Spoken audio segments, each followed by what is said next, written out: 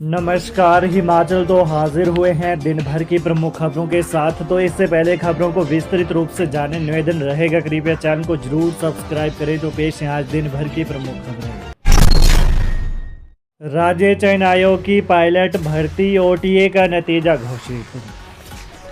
हिमाचल प्रदेश राज्य चयन आयोग हमीरपुर की पहली पायलट भर्ती कंप्यूटर बेस्ड टेस्ट यानी सीबीटी का नतीजा घोषित कर दिया गया है।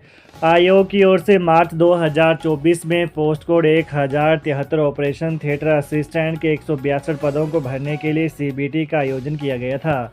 हालांकि इस पोस्ट कोड के तहत भर्ती प्रक्रिया को भंग हो चुके कर्मचारी चयन आयोग के दौर में शुरू कर दिया था। वर्ष 2022 में इस भर्ती को विज्ञापित किया गया था, लेकिन पेपर लीक मामले के चलते यह भर्ती पूरी नहीं हो पाई। ओएमआर शीट में छेड़छाड़ व टाइपिंग टेस्ट में गड़बड़ी पर एफआईआर, अभ्यर्थियों सहित कुल 10 लोग नामजद। भंग हो चुके हिमाचल प्रदेश कर्मचारी चयन आयोग पेपर लीक मामले में पोस्ट कोड 928 स्टेनोग्राफर में एफआईआर दर्ज की गई है। विजिलेंस लंबे समय से इस पोस्ट कोड की जांच कर रही थी। जांच में ओएमआर शीट और टाइपिंग टेस्ट में गड़बड़ी पाए जाने पर एफआईआर दर्ज हुई है। एफआईआर में कर्मचारी चयन आयोग के कर्मचारियों और परीक्षा के अभ्यर्थियों सहित कुल 10 लोगों को नामजद किया गया है। हालांकि अभी तक इस एफआईआर में कोई गिरफ्तारी नहीं हुई है। बुजुर्ग के सिर पर बाइक सवारों ने किया वार, पैसे और मोबाइल लूट कर भागे।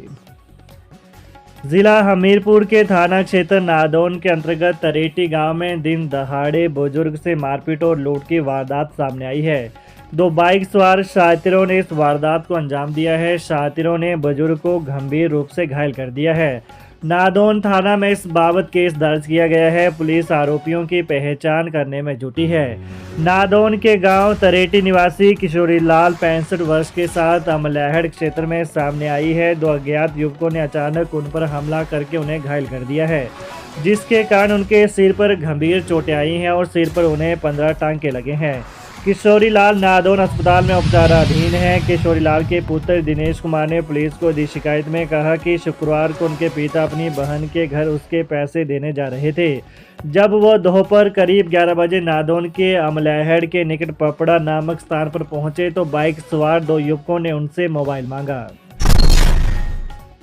अब जमीन की होगी केवाईसी, बेनामी सौदों पर कसेगी नकेल, पटवारियों को सौंपा जिम्मा। हिमाचल में जमीन की केवाईसी कर बेनामी सौदों पर नकेल कसी जाएगी। सरकार ने प्रदेश में केवाईसी की प्रक्रिया शुरू कर दी है। पटवारियों को इसका जिम्मा सौंपा गया है।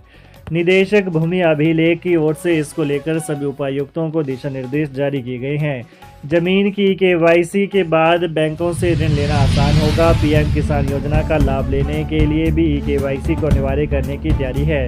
राज्य सरकार के डिजिटल टेक्नोलॉजी एंड गवर्नेंस विभाग ने केवाईसी के लिए मोबाइल ऐप तैयार की है, जिसमें आधार नंबर की मदद से चेहरे की भी पहचान होगी। जमीन का पूरा रिकॉर्ड आधार नंबर के साथ लिंक किया जाएगा। भूमि रिकॉर्ड पंजीकरण और विभिन्न प्रमाण पत्र जारी करने की व्यवस्था में सुधार के लिए जमीन की केवाईसी शुरू की गई है। केवाईसी प्रक्रिया पूरी होने के बाद जमीन की रजिस्ट्री के लिए पहचानकर्ता की जरूरत भी खत्म हो जाएगी। अश्लील वीडियो बनाकर ब्लैकमेल करने वाले गिरोह का भंडाफोड़, 2 सदस्य राजस्थान से पकड़े। हिमाचल के कांगड़ा जिला पुलिस नूरपुर को अश्लील वीडियो बनाकर ब्लैकमेल करने वाले गिरोह को पकड़ने में बड़ी सफलता मिली है। पुलिस ने इस गिरोह के 2 सदस्यों को राजस्थान से गिरफ्तार किया है। वो पुलिस थाना फतेहपुर लाया गया है।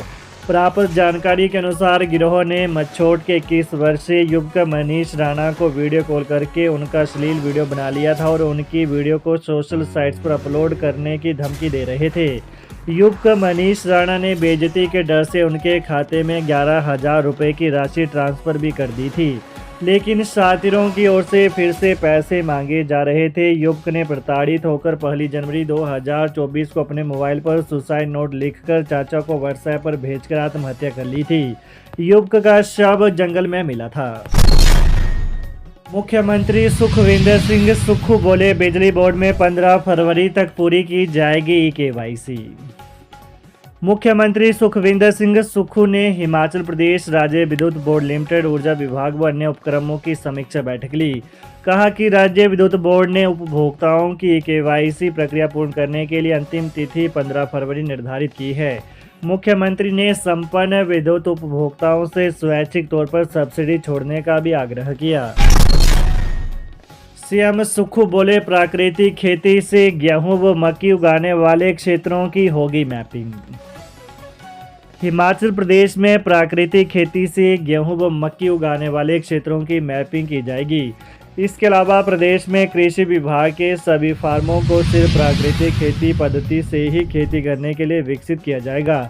आगामी वर्ष से इन सभी में प्राकृतिक खेती की जाएगी। यहाँ प्राकृतिक खेती करने के लिए बीजों का उत्पादन किया जाएगा। यह बात मुख्यमंत्री सुखविंदर सिंह सुक्खू ने आज शिमला में आयोजित कृषि विभाग की समीक्षा बैठक की अध्यक्षता करते हुए कही। उन्होंने विभाग के अधिकारियों को एक निर्धारित समय सीमा के अंदर प्राकृतिक खेती से गेहूं व मक्की उगाने वाले क्षेत्रों की मैपिंग करने के निर्देश दिए। कहा कि आगामी वर्ष में 1 लाख परिवारों को प्राकृतिक खेती से जोड़ा जाएगा। उन्होंने कहा कि प्राकृतिक खेती करने वाले किसानों का विकास खंड के आधार पर डाटा तैयार किया जाए और इसे हिम परिवार से भी जोड़ा जाए। मुख्यमंत्री ने कहा कि प्रदेश सरकार राज्य में हल्दी व अदरक के प्रसंस्करण के लिए प्रसंस्करण संयंत्र खोलने पर विचार कर रही है। उन्होंने कहा कि प्राकृतिक खेती से उत्पादित गेहूं व मक्का के भंडारण के लिए हाईटेक तकनीक से भंडारण केंद्र का निर्माण किया जाएगा। तो अंशकाली कर्मियों को नौकरी से नहीं निकाल सकता बैंक, हाईकोर्ट ने दिए आदेश। हिमाचल प्रदेश हाईकोर्ट ने ग्रामीण बैंक में अंशकालिक कर्मियों के रूप में काम करने वालों पर यथास्थिति बनाए रखने के आदेश दिए गए हैं। न्यायाधीश अजय मोहन गोयल की अदालत ने कहा कि कर्मचारियों को बैंक नौकरी से नहीं निकाल सकता है। प्रदेश उच्च न्यायालय की खंडपीठ ने वर्ष 29 मार्च 2019 में ग्रामीण बैंक में पार्ट टाइम काम करने वाले वर्करों को निकालने पर रोक लगा दी थी। इसके बावजूद ग्रामीण बैंक ने कुछ कर्मचारियों को सेवाओं से हटा दिया है। याचिकाकर्ता की ओर से अदालत में आवेदन दायर किया गया, जिसमें कहा कि अदालत की रोक के बाद भी अंशकालिक कर्मियों को हटाया जा रहा है। हाई कोर्ट ने दोनों पक्षों को सुनने के बाद आवेदन का निपटारा करते हुए बैंक कर्मियों को नहीं निकालने के आदेश दिए हैं। अगर कोई अधिकारी ऐसा करते हुए पाया गया तो उसके खिलाफ कार्रवाई करने के निर्देश भी दिए हैं।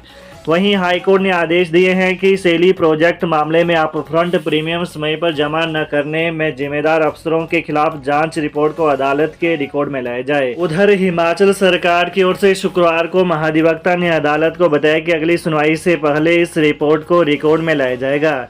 हिमाचल प्रदेश हाईकोर्ट ने सेली प्रोजेक्ट का 64 करोड़ रुपए का अपफ्रंट प्रीमियम जमा न करने पर अधिकारियों के विरुद्ध जांच करने के आदेश दिए थे। न्यायाधीश अजय मोहन गोयल की अदालत ने कहा कि अधिकारियों की लापरवाही की वजह से सरकार को 29 करोड़ रुपए अतिरिक्त जमा करने पड़े। अफसरों की लापरवाही से सरकारी खजाने को नुकसान हुआ, इसे बर्दाश्त नहीं कर सकते। इस मामले की सुनवाई अब मार्च में होगी। तो ये रही दिन भर की विशेष खबरें। हिमाचल की ताज़ा खबरों को जानने के लिए कृपया चैनल को अभी सब्सक्राइब करें। धन्यवाद।